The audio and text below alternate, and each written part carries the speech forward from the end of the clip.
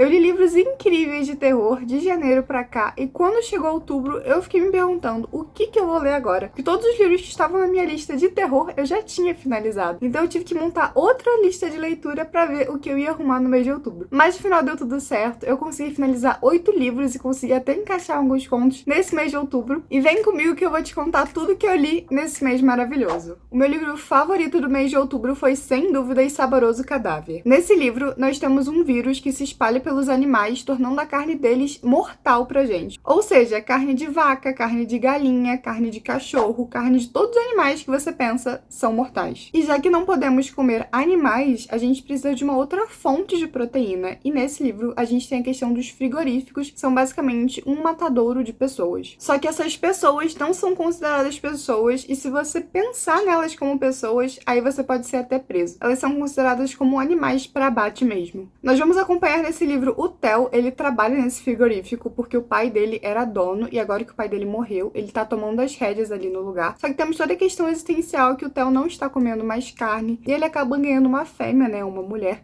Eles tratam como fêmea por ser uma questão mais animal, sem ter essa questão da pessoa mesmo. E o Theo tá tentando descobrir o que vai fazer com essa mulher. É um livro bem curto, ele tem cerca de 190 páginas. É um livro que te pega do início até o final. E no final você fica realmente muito espantado. Eu comecei a ler esse livro com um tanto de estranhamento. E pra ser sincero, eu gostei muito dos detalhes que a autora colocou. Porque afinal de contas, né, gente, são humanos sendo humanos. Eu até fiquei me questionando, nossa, e se isso realmente acontecesse? É algo muito, muito distante da nossa realidade, mas a gente não pode duvidar do ser humano e da maldade, né, que a gente tem dentro de si. Então foi um livro muito questionador, muito assustador e grotesco, porque realmente tem alguns detalhes a respeito do açougue, a respeito do frigorífico, que dá um nojinho da gente, dá aquela inquietação, mas é um livro muito bom que eu recomendo pra vocês de olhos fechados. Se você viu o Lidos do mês passado, você deve ter visto que eu li, tipo assim, uns 4 livros de The Walking Dead.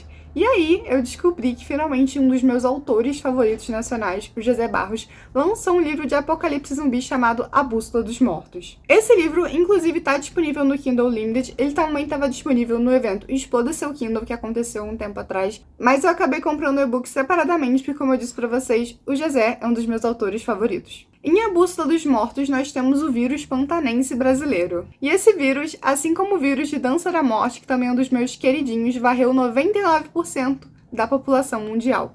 A questão é que esse 99% da população mundial não foi embora tão facilmente, porque eles viraram zumbis. Então a gente tem o Pedro Miranda, um jovem que está lutando pela sua sobrevivência no meio de Salvador. E para melhorar a questão de sobrevivência do Pedro, a última cartela dele que controlava o vírus de HIV acabou.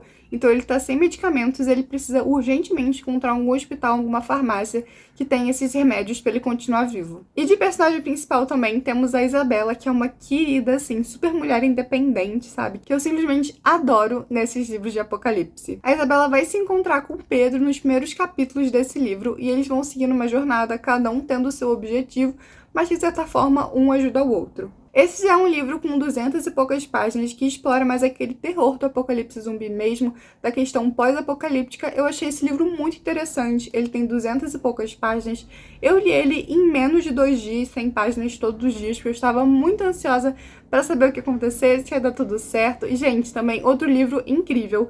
Eu gostei muito dessa vibe, como eu disse pra vocês, que eu vejo muito em The Walking Dead, que eu vejo muito em Dança da Morte, do Stephen King, que eu citei aqui, que é essa questão pós-apocalíptica das pessoas sobrevivendo e tendo que lutar em um mundo desse. Então é uma vibe que eu curto muito, e se você gosta de The Walking Dead, você vai gostar muito desse livro. E não podia faltar Stephen King no mês de outubro. Eu acabei lendo depois, mas o livro da leitura coletiva do Leitura King foi Christine, que eu acabei agora no mês de novembro, então daqui a pouco eu vou conversar com vocês sobre esse livro. Tenho que confessar que esse não foi um dos meus livros favoritos do Stephen King, mas ele entregou o que ele tinha de entregar e eu até que gostei. James Collin vê gente morta, assim como aquele garotinho que você vê nos memes. E os mortos se parecem muito com os vivos, exceto que eles usam sempre a mesma roupa e não sabem mentir. Mas quando Liz Dutton, companheiro de sua mãe e detetive do Departamento de Polícia de Nova York, aparece querendo ajuda para resolver um caso, o James vai ter que ajudar. Esse livro não foca no terror bruto como os outros livros do Stephen King que eu já li. Então é um livro que pega mais essa parte sentimental do medo um tanto psicológico, sabe? De você ver gente morta. Porque isso não é normal e traz um certo desconforto pra gente. Mas é só, tem uma questão de suspense ali, a gente tentar investigar o que vai acontecer, qual é esse caso que a Liz tá trazendo pra gente. E só, não vai nada além disso. É um livro super divertido, 192 páginas para ler no final de semana também. Li em 2 dias, super fácil. Gostei, mas não é um dos meus favoritos. Também li no mês de outubro Mansão Gallant, da V. Schwab, e esse foi meu primeiro contato com a autora. Eu estava muito ansiosa para começar a ler alguma coisa da Victoria Schwab, porque eu tava querendo muito ler aquele A Vida Invisível de Ed La Rue, mas eu nunca tive coragem, então resolvi começar por um livro curtinho dela, e eu acho que esse livro, sinceramente, é o Coraline ruim. Isso porque eu tinha lido Coraline ano passado, e eu adorei Coraline dessa questão dos 2 mundos, e eu acho que Mansão Gallant não soube trazer isso. Mas eu vou explicar pra vocês sobre o que o livro é bem rapidinho. Nesse livro, nós temos a Olivia Pryor e ela tá num orfanato porque a mãe dela, os pais dela, abandonaram ela quando criança. Então, o sonho dela é realmente ter uma família, mas infelizmente ela tá lidando com a escola Marylands para garotas independentes, com as suas governantas muito severas e uma infância bem ruim. Até que, de repente, ela recebe uma carta de um tio que ela nunca ouviu falar na vida. E esse tio convida a Olivia para visitar a casa, que ele estava esperando muito tempo para conhecer ela. Então, a Olivia vai finalmente conhecer a sua família. A questão é que quando a Olivia chega nessa casa, né, a mansão Gallant, que de fato é uma mansão muito grande, daquelas vitorianas bem antigas, a Olivia não é recebida com muito amor e carinho. Na verdade, ninguém sabe quem é ela. E todos os parentes dessa casa parecem viver com muito medo, e quando chega a noite, eles trancam a porta e ninguém sai, ninguém entra. Temos a questão de Coraline, como eu disse pra vocês. Se você não leu Coraline, eu não vou entrar nem em detalhes, porque aí vai ser um spoiler. Mas se você já leu, você vai conseguir ler esse livro de uma forma mais fácil. Dessa questão de 2 mundos. Na capa mesmo a gente tem a Mansão Moore, uma aqui em cima e outra aqui embaixo. Depois que eu percebi isso, nessa questão dos 2 mundos, eu fiquei tipo, minha nossa, eu finalmente entendi a questão do livro. Não é um livro ruim de todo mal, ele é um livro muito interessante. Eu dei 3 estrelas pra ele, mas porque eu achei que seria um livro que buscaria mais esse terror sobrenatural. Esse livro é quase um terror para infanto-juvenil. Não é um livro ruim, não é um livro ruim, tá? Digo e repito. Mas ele não me agradou porque eu buscava mais terror, mais algo mais. Mas não é um livro ruim, eu recomendo mesmo assim. Vocês sabem que eu terminei de ler a série dos Irmãos Blossom ano passado. Eu tava com muita saudade desse universo da Natália Santos. Se você não conhece a série dos Irmãos Blossom, eu vou deixar aqui no card ou aqui na descrição algum dos lidos do mês que eu falo sobre esses livros, porque são muitos. E aí, chegou finalmente o mês de outubro e eu consegui ler Andrew e Meg, um conto de Halloween. O Andrew e a Meg, eles fazem parte de um casal de um dos livros do Peculiar, do primeiro livro dessa série incrível que eu morro de amores, eu sinto muita saudade. E esse livro vai ser sobre como eles se conheceram numa festa. Não é um livro nada demais, é só um spin-off pra gente conhecer. Agora, no mês de novembro, eu tô lendo outro conto de Natal, também da Natália Santos, sobre a série dos Irmãos Blossom. Então, se você já leu a série, assim como eu não sabia que existiam esses contos, é só procurar lá no Kindle que você vai achar. Você vai se apaixonar, tenho certeza. Outro conto também que eu li foi O Horror da Fazenda São Lázaro. Nesse livro nós temos um conto bem curtinho de 30 páginas envolvendo uma família que aparentemente foi amaldiçoada. Eu não sei se eu posso falar muito desse conto porque ele tem 30 páginas, então ele é muito curtinho. Mas nesse livro a gente vai acompanhar a Lara, ela é neta do Lopes Rezende, o patriarca da família.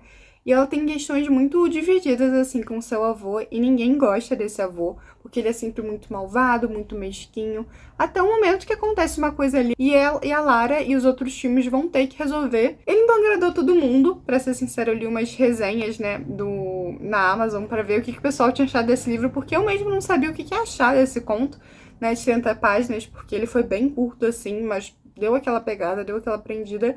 Mas, no final das contas, eu gostei, recomendo pra vocês também, talvez pro outubro do ano que vem, porque, de fato, ele é um livro muito bom, pega bem essa questão do horror gótico, sabe? Lembrou um conto do Lovecraft, muito interessante. E pra fechar o mês de outubro, eu sempre deixo o pior pro final, porque se você me assistiu até aqui, você vai ter que me ouvir desabafando. Vamos lá. Eu comecei a ler Assombrando a Adeline, Gato e Rato, livro 1. Eu não sabia que esse livro era Dark Romance, eu não sabia absolutamente nada desse livro, porque, tipo assim, a sinopse dele é um negócio muito aleatório, muito poema da Rupi Kaur, assim, que ninguém entende, a gente só aceita.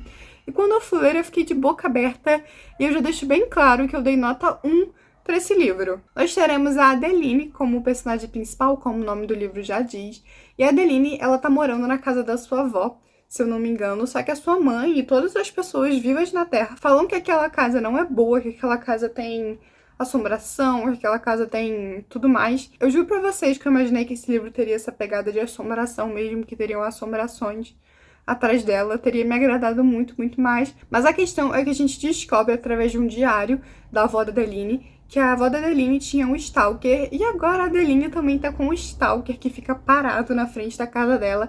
Como eu disse pra vocês, a casa, além de ser assombrada, ela fica no meio do nada. Essa história seria resolvida muito, muito fácil se a Adeline fizesse terapia e seguisse alguns conselhos da amiga. Basicamente, a gente tem a Adeline com esse stalker que fica mandando rosas pra ela, que é muito abusivo e um tanto hipócrita, porque ele prega uma coisa, mas o que ele faz com a Adeline é totalmente contrário do que ele prega. Então, isso foi o que mais me incomodou do livro, e o fato dele não ter terror, porque eu queria muito que ele tivesse terror. Eu achei que o plot seria esse, mas não foi. Eu gosto muito de livros de romance com terror, vocês sabem bem disso, mas esse livro aqui... Não é que eu não gosto de livros de dark romance, já li vários livros assim de dark romance, ou romance sombrio, como você queira chamar. Eu gosto de livros assim, mas esse, por ter essa questão da hipocrisia, de tudo, não rolou mesmo.